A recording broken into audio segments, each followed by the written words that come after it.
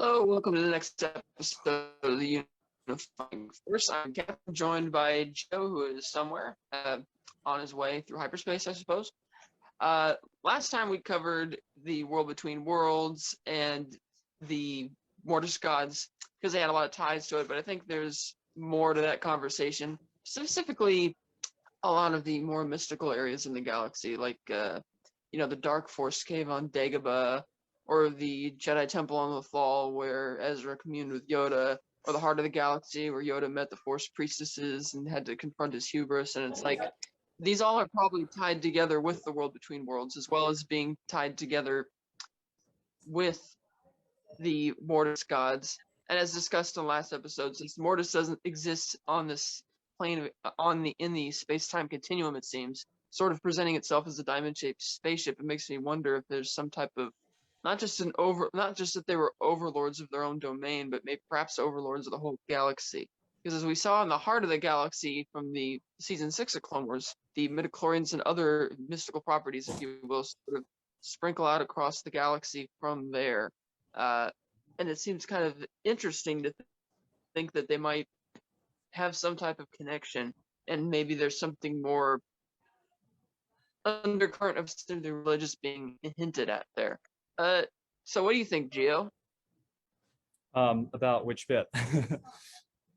So we're continuing up from where we left off on the last episode where we were talking about the world between worlds and Mortis, and you had more to add to that. And I was just mentioning how, there's other mystical places in the galaxy, like the Jedi Temple on the Fall where Ezra communed with Yoda, Dark Force Cave on Dagobah, Heart of the Galaxy, and those type of things. And I figured they're just kind of all interrelated and interlinked with each other. Yes, I'm just going to wait for ambient noise to die down before I start speaking at length. But yeah, sorry for my belated entry. So last week, I don't remember exactly how we finished, but I do remember that I felt like it was just tip of the iceberg, as it always feels at the end of our 1 hour. But I think we touched on physical places and spaces in the Star Wars galaxy that are ones that you've mentioned, and there are a few more. And if anyone has any that they want to discuss as well, please write in the comments. We can focus, like for a couple of minutes on each one in turn, and look at parallels with places of interest in a sort of spiritual sense or historical sense on Earth. Not necessarily one-to-one parallels. So I'm not saying, there's Dagobah is an analog of place A found in country B on continent C, but more that the reason why Dagobah is important is that it gives Luke a lesson in effort, struggle, sacrifice, confronting fear, and his destiny. And that becomes a touchstone throughout the entire saga. And it's even mentioned in the trailer for The Rise of Skywalker when they use Mark Hamill's line saying, confronting fear is the destiny of a Jedi. So it's a very crucial moment narratively and in terms of character. And then from our side of things, looking at mythology, spirituality, morality, and culture, there are analogs to that throughout our world and in our sorts of cultures. So should we look at Dagobah first? Sure, by all means. So I'll just bounce it back to you. So what is Dagobah's significance to you, specifically the Dark Cave where Luke goes for his little trial? Well, it's interesting because we know that Yoda specifically went there because of that cave. He thought it would cancel out his Force signal. And with Luke, it's a significance that he felt that, he could go in and confront his fear, bring his weapons, whatever, being all macho about it. And Yoda's like, you don't really need that. Yeah. But he decides to take it anyway. And it's really where he comes to the realization that he's on this path that he's on is going to lead him to become the very thing he's trying to destroy. Pretty straight up kind of metaphor. Went over a lot of little kids' heads when the movie came out. But it's interesting that yes, it was kind of a focal point of where he was going. I mean, he still didn't really come back from that to be a better student, so to speak, because then he's off and fails. But that's another significant bit. But Dagobah, they never really do explain how these little weirdo pockets of dark side or light side kind of exist in these places. It's like they just do, And I imagine that the power of that kind of radiates out of the heart of the galaxy, but which is in and of itself a big mystery because, as far as we know, Yoda's the only terrestrial person who actually went there. Yeah. But right, and one would wonder if maybe the overlords of Mortis, since they do seem to have some type of dominion over the galaxy, maybe if they're the ones who are directing where these things are going. Like maybe they put it there, like, oh, we need to protect Yoda or something, like have him. But then the cave was still there years later, of course, when Kylo went to train there and completely destroyed it. Yeah. But yeah. Yeah, definitely. I think that you can say it's a kind of nexus of energy and life force, and obviously in Star Wars that would be the Force itself. And I think that there are definitely parallels in that belief of finding a hub, a physical space that has something more to it than meets the eye in terms of physical energy, whether it's quantum energy. If we look at modern physics, if we look at multiverse theory, a doorway, a gateway to another dimension or another world, like we touched on in some good depth last week with the World Between Worlds from Star Wars Rebels, and certainly an area that has such cultural, ancestral, potential energy in it, even if we don't have that knowledge about it already. For example, to Luke, it's an entirely random, old, grotty-looking cave next to a horrible, very slimy-looking swamp. I mean, there's nothing ostensibly that he knows about it, but maybe that's the challenge. The challenge is the fear, and the fear of the unknown. And that's one of the greatest fears that any of us face. Uncertainty kills everything, and uncertainty and doubts are poisonous thoughts to have. And they begin to toxify his willingness and his esteem at becoming a Jedi Knight and picking up the mantle of the new Jedi Order. And that's something that's returned to not only in The Empire Strikes Back, but in The Last Jedi as well. Really, really well, actually, by Rian Johnson, because it's very much between the lines. Luke doesn't overtly say, well, I became afraid, and therefore I decided I did not want to become a Jedi Master who brings up the new Darth Vader anymore.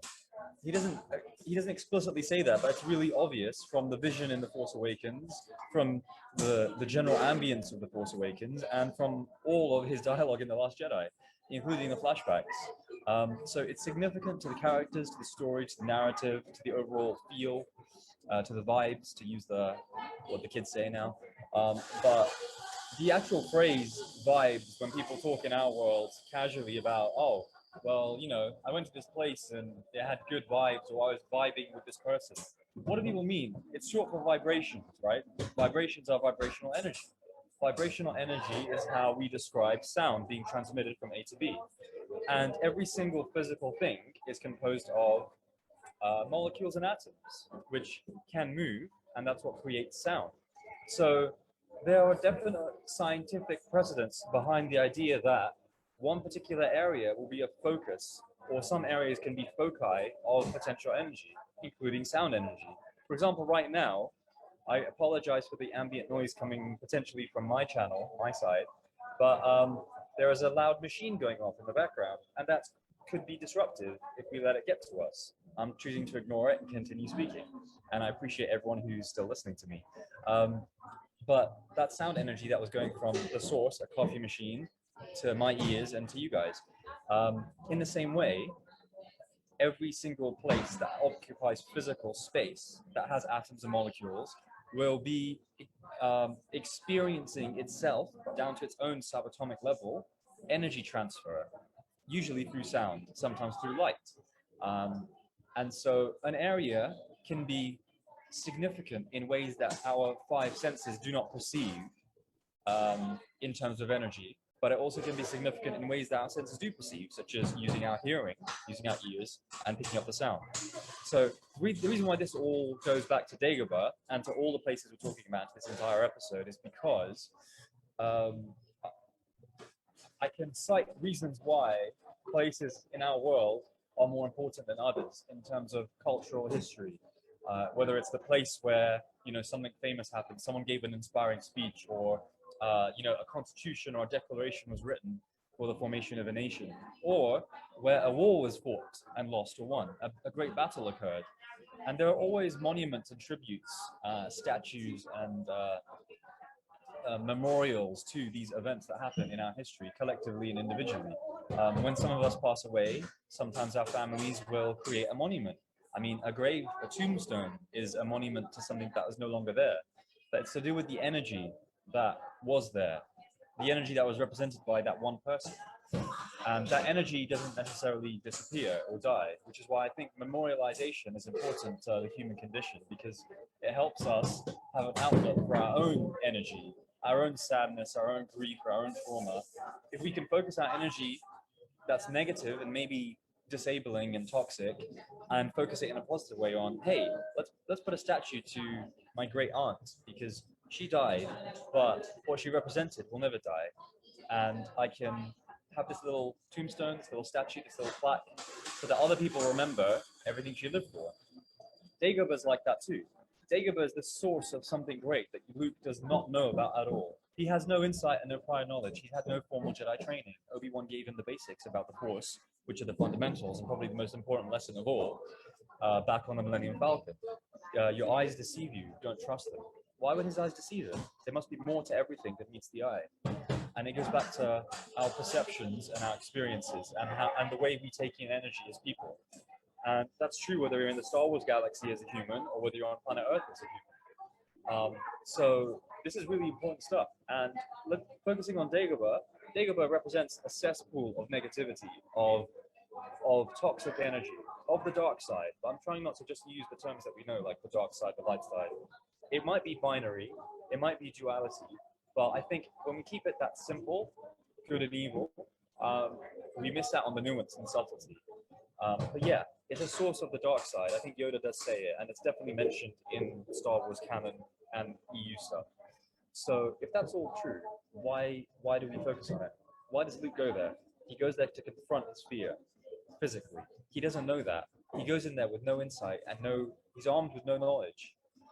He says that he wants to take his lightsaber in, or he indicates it by hoisting his belt back around his jumpsuit. And Yoda says, your weapons, you will not need them. But he still takes his lightsaber. So one, the first lesson is, he disobeys his master. Two, he does not trust that he has everything he needs in him as a person, spiritually, mentally, already. Three, he goes in there without any preparation. That's a lesson too. You must always try and prepare as best as you can. He hastily put his weapons belt back on his jumpsuit. He didn't prepare. He didn't ask Yoda any further questions. I would have had a million questions before Yoda says, excuse me, go over there into that horrible-looking, evil-looking cave. When he went in there, the camera work's really important because you only have about 1 minute, 70, 80 seconds before Luke ends up confronting the apparition of Vader. And you see, I think, a boa constrictor, a very large snake, a non-toxic snake, a non-venomous snake, a constricting snake on one of the trees, and it kind of slides down the trunk. And I think you see a few other little lizards. And the reason why is to convey coldness, stillness, lack of energy, a reptilian side of things, that Luke is effectively going into what some might describe as Plato's cave, or to what Freud and Jung described later as confronting archetypes of the base psyche, his ego and his id. You can say they are represented by the lizard, the constrictor, the fact that there's not much lush green life. Everything is dark and damp and squalid and probably smells terrible too. And it's a very unsettling pseudo-gothic, pseudo-horror environment that Luke's gone into. So he's diving into his fear directly, and he doesn't know it. He thinks his lightsaber will help him. So my question back to you, Catherine, is how did you feel when you saw Vader, and what did you think it meant initially, if you can go back to when you first saw The Empire Strikes Back? And then what do you think it means now overall? Well, it means he thinks he's being headstrong by rushing in to confront his fear. And that's, in a sense, a parallel with exactly what happened to Anakin, which is why this, and that's, never mind the fact that they're father and son, it's just that there's a strong parallel there. And he just thinks, okay, I see this now, I'll just be able to kill it or whatever. But given everything you just said, it completely defeats the purpose of going into the cave in the first place. It's not about killing the it's not about a physical threat. It's confronting your inner, like your id, as you mentioned. It's really what he's confronting. And so it takes him having to destroy it and it showing him that this is you, for him to kind of get the message, even though he doesn't really process it very well, because shortly later, or how much time it is later, he decides to run off to Cloud City anyway. Which in a sense is interesting because the events there that transpire allow him to ultimately take in his master's lessons to heart, which will ultimately benefit him in the third act. And so it's kind of interesting that it's specifically by way of disobeying his master that he's able to learn the lesson, rather than, and so it makes me wonder, what would he have seen if he had gone in there without the lightsaber? Because if he didn't bring it, he would still be somewhat unsure of himself. But would he be confronting, like, I mean, I imagine it wouldn't be Darth Vader or a Palpatine type ghost or anything like that. It would be something. That's been a fascinating question people have asked. Like, what exactly would he have seen, or would he have been tempted in a different way? Kind of like how the son tried everything on Mortis to try and get Ahsoka and Anakin over to his line of thinking. You really And did when that. something fails, pulls out something else. And seeing as these do have a relationship with the heart of the galaxy and perhaps the relationship to Mortis, makes me wonder if the son or the father is at work in those types of areas, like in that cave or whatnot. Like what it would have shown him, or it would have brought something towards him anyway to coax Luke into a fight. Because I see that is really what he's doing. As you said, he's confronting his id, and he's not really doing a very good job at it because he's not trusting himself. He's not trusting his master. He's still full of fear, which, as Yoda mentioned to Anakin in the first film, that confronting your fear is everything, and getting over that is everything if you want to move down this path. Exactly, yeah. That's a really good thing. I actually forgot that specific instruction and that line was given. So thank you for reminding me. Yeah, I think it's definitely emblematic of everything he fears is encapsulated in the image of Darth Vader at that point. Not only as Luke himself, and not only as a rebel, and not only as an aspiring Jedi Knight, but the way Darth Vader's iconography and aesthetic is designed by the design team from 1977 is phenomenal. And you can kind of go back to Joseph Campbell with the symbology elements of things. You have a hero with 1,000 faces, you have the hero's journey, but you have the archetypal villain. And Vader, to some extent, fits and checks all those boxes in terms of morality. He is the antagonist to Luke. In terms of initially in Star Wars and for most of The Empire Strikes Back, he seems to be Luke's opposite, the yin yang kind of thing. In the same way that the son and the daughter are opposites on sides of the Force.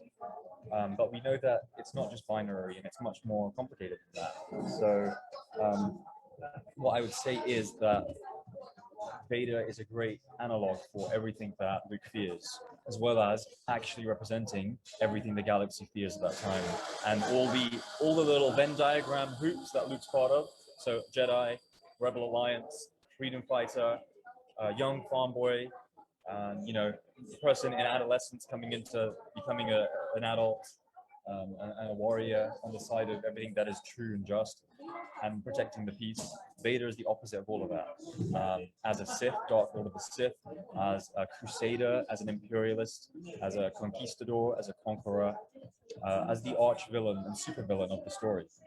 And that's before you even know of any connection between the two of them in an emotional, familial sense. And that's what I think is really powerful, because when you find out that cliffhanger bombshell moment later with the revelation from Vader on Bespin to Luke, the reason why it's so significant is because if you've been fully invested emotionally and spiritually in Luke's journey so far, from Tatooine and the Twin Suns to now, you know that the very worst, most heartbreaking thing that can happen is if the arch villain that he's being trained to destroy, not only to destroy as an individual, but to absolutely annihilate from the galaxy at the presence of the Empire, the presence of, corporate evil and machine versus man, and humanity that's callous and cold and spiritless and amoral and destroying nature and taking over planets and systems, and taxing everybody, and suppressing and enslaving people.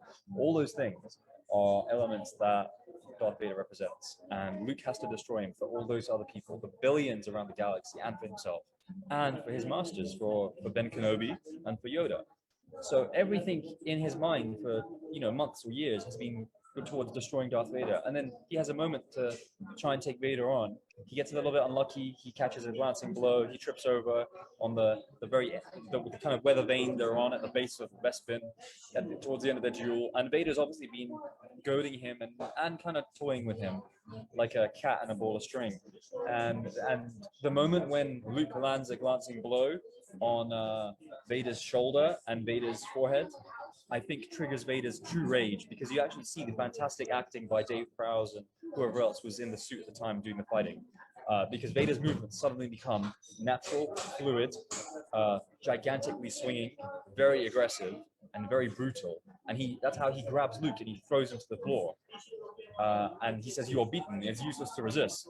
And Luke tries to continue rebelling until he literally runs out of space physically. And then the revelation happens when he loses his arm.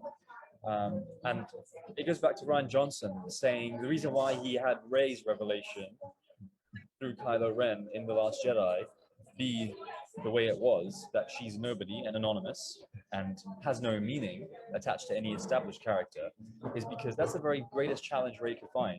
Rey's been told for 2 films almost, okay, Luke's calling out to you, or the lightsaber of Anakin Skywalker's calling out to you, and the Force is calling out to you, and your parents will be coming back to you, and all these things. And it's all not true, really, because she's nobody, and she's an orphan, and her parents were drunk people who gave her up, allegedly. I always thought Kylo Ren was lying, so I don't completely hate what happened later. But it's the same thing. The writer thought, what's the very worst thing our main hero can face? And the very worst thing in terms of his fear, his anxiety, his phobia, his sense of identity and destiny would be, what if the main dilemma I'm fighting with internally as a spiritual battle is not what I think it is? So for Rey, it's that her identity is not who she thinks she is, and she's actually no one significant. But she has to, the script then demands that she creates significance. She creates agency for herself, and she creates her own identity. In the same way, the script and the storyline, the narrative demands that Luke Skywalker embraces his truth, that he is the son of the most feared and evil person the galaxy's ever known, and the very worst conqueror and supervillain imaginable in galactic history. And we don't even know at that stage in The Empire Strikes Back that the galaxy is really, really established for 25,000 years. We just know the Empire is evil and horrible, and it's the worst thing ever to everyone who wants to live freely. And Vader represents all of that. And we don't really know that Vader is the lackey of someone even more evil. We know there's the Emperor. We've heard the transmission. We know he has a master. We know he may not be the most powerful on the dark side. But we don't know. At that point, Vader represents everything. So Luke has to destroy him. What does Luke do? He loses to him out of fear and uncertainty, because he does not, he just cannot land a killer blow. Whether Luke physically wasn't a good enough warrior yet, we don't know. Luke had an opportunity to probably inflict serious damage in the duel, and he didn't. And then he loses his arm, and he hears, "No, I am your father." And it's the worst thing he could find out. And all the fear that he terrorized himself with in Dagobah's cave, the cave of fear, let's call it, the dark cave of Dagobah is a cave of fear. Everything was building up to that moment to have the ultimate kind of juxtaposition of what he needs. What does Luke need? What does a hero need? Identity. He needs destiny. He needs a victory for himself. And what does he get? He has no identity that he realizes It's the worst identity you could ever hope for. His destiny is now warped and changed forever because he wasn't ready for this horrible truth. He found out everybody that he knew lied to him or hid it from him, which is probably the worst trauma of all. And he's been completely battered by Darth Vader, but spared. And maybe even worse of all, for me, if I was Luke, the worst feeling of all would be the fact that my father spared my life to try and still corrupt me. My father couldn't kill me. He wanted me to join him, even though I'll never join him because he's pure evil.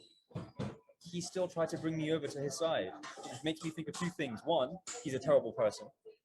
But two, maybe I could work that magic back. And that's exactly what Return of the Jedi is all about. And I think Luke's resolve, and the reason why he reaches out in the Force to Leia, is to bring Leia and Chewie and the Falcon to him so that he can be rescued for one more battle, for one more skirmish, to rescue Han and to defeat the Empire. And that's what Return of the Jedi is all about. And I think that's why, to me, some of the most satisfying storytelling is the Return of the Jedi, because to me, Darth Vader was fully redeemed. He was not forgiven, of course, for all the horrors and terrorism he inflicted upon everyone, the genocide, the massacres. But he was redeemed by one act of selfless love for somebody other than himself. And for a moment, he let go of his hate, his anguish, his sadness, his depression, his suffering. Because the only thing that kept Darth Vader alive from the banks of Mustafar when Obi-Wan defeated him and he was disgraced was not his ego, not his arrogance. That's the reason he was burning alive. It was his resolve, his will to just continue no matter what. And I think that's another incredible lesson that I've taken from Star Wars, and definitely from The Revenge of the Sith, that Anakin continued to exist not because of his hatred for anyone, but because he hated himself so much that he couldn't allow himself to die. He wanted himself to suffer. And what I think is that if I'm ever in a period in life, or anyone that I know is in that absolute nadir, the opposite of a zenith, your absolute psychological low, and you just think it's not worth it anymore, if you switch it up and remember Anakin, Anakin couldn't bring himself to destroy himself because he wanted himself to suffer and struggle. That's a good thing, because it means you endure, it means you have resilience. You might not think that at the time, and it might be the most painful thing of all, but Anakin suffered for 20, 25 years until he had his moment to shine, and he rose again in the Force. And he rose, and he defeated the Emperor. So reining this back into the location stuff throughout the galaxy, we noticed that also on the fall. Sorry about the tangent. Well, this is another interesting one because Yoda's been in exile for a while, and as the movies had portrayed it, he's going to wait for the Skywalkers to be ready to pick up that mantle.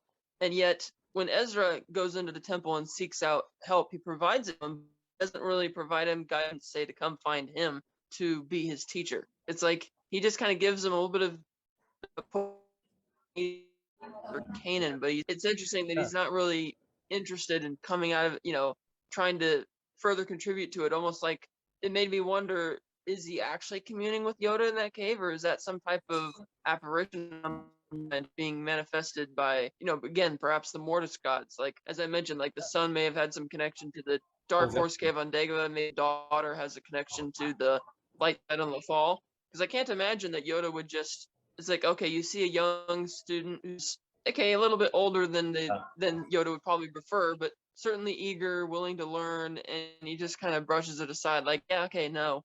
So I do wonder if that was even him. And that was such a neat type of thing too, where the master has to wait outside the temple, and they would just sometimes wait for him to die, which was so loving that they would be that dedicated that they're not going to leave the doorway till their apprentices come back out, but also really sad. But given that these locations seem to do have a major impact on our characters, it does lead me back to wondering that even when Yoda went to the heart of the galaxy, is he even seeing the reality of what's there? Because as we see at the end of that arc, the Force priestesses aren't real. They're just, they manifested themselves as cloaks and masks to give Yoda something to, like a face to interact with, but they're not real, begging the question, who are these voices? Like, it makes me wonder, it's got to be coming from Mortis, right? I mean, the idea that Qui-Gon mentioned that, oh yeah, the midichlorians speak to us, but I figured that was more figurative type of thing, where you're kind of communing with yourself, kind of like Buddha communing under the, Siddhartha Gautama communing under the tree type of thing and being enlightened. Whereas in the heart of the galaxy, Yoda was literally being spoken to by these disembodied voices, essentially, which made me wonder how much of that is actually real. And maybe that could in itself be a manifestation of the Father from Mortis. Because we have the Dagobah Cave for the son, the Lothal Temple for the daughter, and this balance at the heart of the galaxy could potentially represent the Father. Because Yoda also learns, it's very much a similar thing for Yoda in that he goes into this information that's only necessary for him to be able to have some growth and further understanding and is able to depart from it. Which makes me really fascinated because, as we were talking about last time, Mortis presented itself like a spaceship floating in the galaxy. Yeah, very Star Trekian in its initial look. Yeah, it's like, which makes me think that maybe it presented itself that way because it knew that would be what would lure Obi-Wan and Anakin and Ahsoka in, because they're specifically out doing a patrol looking for other ships. But I do take it that because Filoni says these questions all have very specific answers, and it is tied to the world between worlds, that I do think that the Mortis gods have some of sort of an influence over the location. And Galaxy one I was just so fascinated with, to actually go there and to realize that it was like, it's almost like Jupiter in a way from the appearance. It's like a gas giant, but it has all these little islands of sorts that you can kind of go exploring and see these laws of physics being defied in different ways where Yoda was going, but still let him commune with life. Like Dagobah, Luke described Dagobah as this really horrible place and disgusting, and he took issue with that because to Yoda, it doesn't matter what it looks like as long as it's full of life, and he felt really connected to that. And you see in the heart of the galaxy, some of the terrain looks similar to Dagobah, except it's not dark and loaded with water. But you see like the little butterflies, you see the giant trees, and I could see how he would really commune with that. And makes me wonder, even if that is a manifestation of like it's showing Yoda what he wants to see, or something that would put him at ease for the journey he's about to go on. And it is fascinating to think about how that could. These are some of my favorite types of episodes, and I wish we would get to see more of that in Star Wars. And I take it the Ben ties into all of this as well. You know, the idea that he's got extraordinary power as well, but was not represented on Mortis or in the heart of the galaxy. He was very much kind of like his own thing, but I figured that's all going to tie in somehow. Yeah, definitely. I think they are some of the most insightful and exciting and interesting and unique places in all of Star Wars. And I do like your theory that maybe the Dark Cave of Dagobah from the sun, the Temple of Lothal from the daughter, and the heart of the galaxy and what Yoda sees could be from the father. It might not be directly by their hand, because one of the many fun things about the Lords of Mortis is you've got that idea of the spiritually significant three, the Holy Trinity, representing kind of 3 points on a triangle. And I think that's really interesting because, again, it goes along with the duality, binary aspect of yin yang and the force, light and dark, good and evil. But it also adds a third point, which is equally significant by way of the triangle. And that's why I think in nature, 3 is so significant a number. And if you look at human nature and human culture, 3 is almost always a holy element to it, because it represents something significant. And I don't really know, I don't have a full understanding of, maybe someone in the comments can say, or maybe Catherine, you know, about the spiritual significance in Christianity of the Trinity. Obviously, I know what it represents, the Son, the Father, the Holy Spirit, the Holy Ghost. And you have something similar here. Just to make it clear how far wide-ranging it is in world culture throughout all of historical time, according to humans. In South Asia and in Asia, the concept of a creator, a preserver, and a destroyer is fundamental to all the Dharma. So all the spiritual, cultural, theological traditions that influence morality and then some more organized religions from the whole of Asia. From South Asia specifically, the idea of they call the creator the Brahma, the preserver the Vishnu, and the destroyer the Shiva, and that's conceptualized by statues of deities, of avatars, of gods and goddesses in modern kind of Indian folklore. But it goes back to 3, 4, 5,000 BC. it's again, it's a primal three. It's a holy, spiritually significant three elements, three people, three beings that are all powerful, and they kind of cyclically control everything. Um, Initiation, creation, preservation, destruction, and it's a cosmic circle that continues onward. And it's something that Luke touches on in the Last Jedi. The reason why one reason he gives himself, and he tells Rey and the audience directly, the reason why he wants to abstain from the galactic conflict between Jedi and Sith, and he wants the Jedi and the Sith to go away, is because he sees this endless cycle of creation and destruction, and he mentions it in the script. So I think it's really helpful to know that they have this idea in Star Wars in a formal way by the script, because I think when things are in canon or in EU, it's great. And to me, it's all official. It's all real to me because it's come from somebody who's loving George Lucas's creation so much that they really ran with an idea and committed it to a video game or to a line in a novel or to some speech in a comic book. But when it's actually on screen in a Disney-produced Star Wars property like The Last Jedi or The Mandalorian or Rogue One, it means more. It feels as if it's official. No one can argue with what's in the films, right? Especially if it's a line in the script. If it's something you insinuate or infer, like we massively analyze, infer, extrapolate, insinuate. That's what we do. We're analysts. We love it so much. We want to deep dive in between the lines and go subatomic with our evaluation of the material. But not everyone wants to do that. When it's in the script and when Luke says, okay, it's just Jedi versus Sith, light and dark, creation and destruction, again and again, and that needs to end. You can see why, and that's something that pacifists in our world have been talking about for years. There's always war and then peace and then war and then peace, and why does it have to be that constant up and down? Why cannot it not be just in the centeredness, oneness, centeredness, unification across the middle between all people and all things? And that's a concept that I think is really summarized nicely by the title of our show, The Unifying Force, and from the culmination of the New Jedi Order series of novels, where the final book is called The Unifying Force. Because the Force might have light and dark, you might have good and evil, you might have opposites, you might have a holy trinity, but really it's about being centered in the middle of that triangle.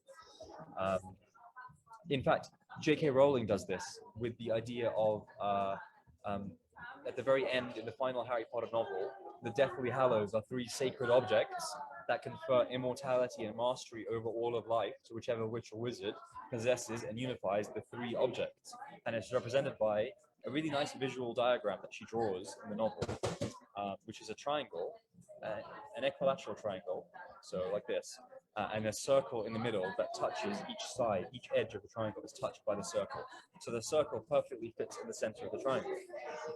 And that's, I think, what the Mortis lords, the lords of Mortis, the gods of Mortis, the deities of the Force represent. They represent that you need an element of the father, an element of the son, and an element of the daughter in an individual to truly achieve balance. And to me, I think that's what balance of the Force is. It is being in the center, but touching and being aware of everything, light, dark, father, son, daughter, saviors and conquerors, heroes and villains, all species and manner of life in the galaxy, both plants and sentient and alien and human, and being aware that it's all connected in the same way that the circle touches everything. And you just want to be in that circle, unified, feeling centered, feeling the balance of the Force in you, and then you're connected to everything. You don't need to worry about stuff because you just know you are, and you know how things are too, that there's just a oneness between everything. And so there's no reason for battle and war and disaster and suffering. Yeah, that's all. I agree with that. That's actually a really great way to sum it up. And now that we're only got a few minutes, that might be a good place to wrap it up. Until they give us some more mystique coming through, which I can't wait. I hope they're not too many years in between. But yeah, so I think that's great. So yeah, any last thoughts you have on it? I'll just touch on. I really like. I'm gonna revisit the Temple of Lothal episodes because you've inspired me to go. I want to go back and see. And I am also gonna try and book some time in to watch the 3 chapters of Mortis properly. I really was so close to doing it, but unfortunately it just didn't work out. And the reason why it didn't work out is because I actually have 2 people who promised to watch it with me who've never seen the Clone Wars. So I want to see the reaction on their faces. I might even do a react video, guys. No, I'm not going to do that. But I want to see the look on their faces when they see that Star Wars is way more complex than Jedi, Sith, Rebels and Empire, Resistance and First Order, Old Republic, New Republic, Sith, Jedi Civil War stuff. And I want to see their minds get blown. And then I want to have a discussion immediately after watching the 3 chapters of Mortis. And then ideally, a few days later, we'll go to the World Between Worlds. So Vader versus Ahsoka on the Temple, the Twilight of the Apprentice. And I'm essentially just giving you guys a bibliography of things that we've been discussing that refer to specific chapters of the Clone Wars and Rebels. So Twilight of the Apprentice, the finale 2-part of season 2 of Star Wars Rebels, and then 2 Wolves and a Door and A World Between Worlds are chapters in the final season of Rebels that are unmissable and immediately spiritually follow on from Twilight of the Apprentice. So those are 3 chapters of the Clone Wars on Mortis, 4 chapters of Rebels. Anything else you'd add, Catherine, in terms of places in the galaxy that we see on screen that are strong in the Force? There are some from video games, but I wasn't sure whether to bring in video games just yet. We can bring it back next week. We can bring that back when we get to this. Other places like that. A lot of stuff in the expanded universe for sure. Yeah. And something else that's probably next episode, which will be fun tease to see. We'll be able to do a deep dive on that. But yeah, so I think that's really good advice. Definitely revisit those episodes for people watching as well. You'll get a lot more insight from it. And until next time, we got the virtual Cantina happy hour this Tuesday at 4 Pacific. We have the virtual Cantina watch-alongs for the Bad Batch this Thursday, 6:30 Pacific. Shows, and then we have another episode of Jedi Archives next weekend, next Sunday, I should say. Check out the virtual Cantina TeePublic store. Yes, Gio's got our shirts hanging out there. Also, we got don't forget Celebration next year. Our group is going to plan a few meetups for the Bunta Eve Classic, I believe is the current name for the Star Wars karaoke. It should be really fun. Really great name. It's really fun branding. Yes, specific dates and locations are available on the Celebration Anaheim 2022 Facebook page. And we'll be doing the not so virtual Cantina meetup in person like that before as well. I have to double check the dates on that. But yeah, there's a lot of fun stuff happening. Check out the group and be active if you can. Until then, thank you for joining, and may the Force be with you. Thank you. Yeah, this is the way. May the Force be with you. We'll see you next time.